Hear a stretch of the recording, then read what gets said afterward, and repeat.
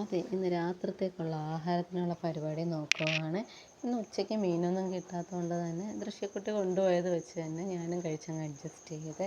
അപ്പോൾ കുറച്ച് ഉണക്കച്ചെമ്മീൻ ഇരിപ്പുണ്ടായിരുന്നു. എന്നാൽ പിന്നെ അതങ്ങ് ചെയ്തേക്കാമല്ലോ എന്ന് വിചാരിച്ച് അപ്പോഴത്തേക്ക് അത് തെച്ചിക്കുട്ടൻ ഓടി വന്ന് ഈ ചെമ്മീൻ നല്ല രീതിക്കൊന്ന് വൃത്തിയാക്കിയതിന് ശേഷം ചട്ടിയിലിട്ടൊന്ന് വറുത്തെടുക്കുവാണ്. എണ്ണയൊന്നും ചേർക്കാതാണ് വറുത്തെടുത്തത്.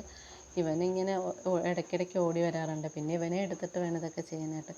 പിന്നെ ചട്ടി അടുപ്പത്തോട്ട് വെച്ച് എണ്ണ ഒഴിച്ച് കടുക് വറുത്തതിന് ശേഷം ചെറിയ ഉള്ളി ആണ് ഇടുന്നത്. ചെറിയ ഉള്ളി നല്ല രീതിക്കൊന്ന് വഴറ്റിയെടുക്കണേ. ചെറിയ ഉള്ളിക്കായിരിക്കും കൂടുതൽ ടേസ്റ്റ് വരുന്നത്. വീണ്ടും അവൻ ഓടി വരുവാണ്.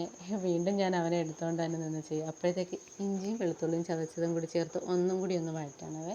ഈ നല്ല രീതിക്ക് ഇതൊന്നും പച്ചമണം മാറുന്ന വരെ വഴറ്റിയെടുക്കുക. അതിനുശേഷം കുറച്ച് തക്കാളിയും കൂടി ചേർത്ത് നല്ല രീതിക്കൊന്ന് വഴറ്റിയെടുത്ത് കുറച്ച് നേരം ഒന്ന് അടച്ച് വെച്ച് വേവിച്ചാൽ മതി. അപ്പോഴത്തേക്ക് നല്ല രീതിക്ക് വരണ്ട് വരും.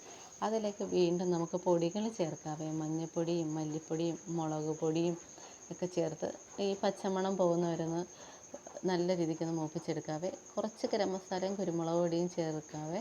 ഇവിടെ പിന്നെ എരി അധികം വേണ്ടാത്തതുകൊണ്ടാണ് ഞാൻ ഇതിനകത്ത് പച്ചമുളക് ചേർക്കാഞ്ഞത്. ഇതെല്ലാം കൂടി തന്നെ നല്ല രീതിക്കൊന്ന് മിക്സ് ചെയ്തതിന് ശേഷം നമ്മൾ വറുത്ത് വെച്ചിരിക്കുന്ന ഉണക്കച്ചെമ്മീനിൽ അതൊന്ന് ക്രഷ് ചെയ്ത് ഇടണേ.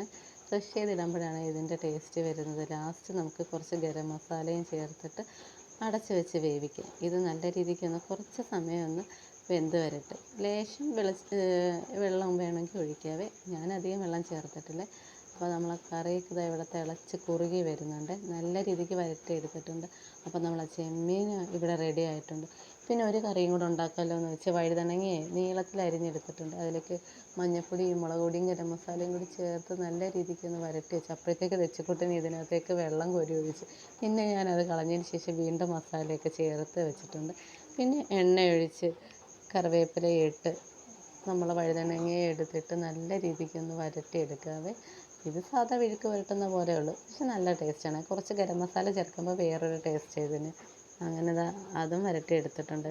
അപ്പോഴത്തേക്കും ഞങ്ങൾക്ക് വിശപ്പായി തുടങ്ങി. ഞാനും ദൃശ്യക്കുട്ടിയും ചോറിട്ട് വെച്ചപ്പോഴത്തേക്ക് തെച്ചിക്കുട്ടൻ ഭയങ്കര വഴക്കാണ്. ഞങ്ങൾ കഴിക്കാനേ സമ്മതിക്കുന്നില്ല. എനിക്ക് വിശക്കുന്നെന്ന് പറഞ്ഞ് ഞാൻ കഴിച്ചിട്ടുണ്ടായിരുന്നേ ആദ്യം തന്നെ. പിന്നെ മോളും കഴിക്കണം. അപ്പോഴെല്ലാം ഇവൻ ഇങ്ങനെ കിടന്ന് വഴക്കിട്ടുകൊണ്ടേ ഇരിക്കുവാണ്.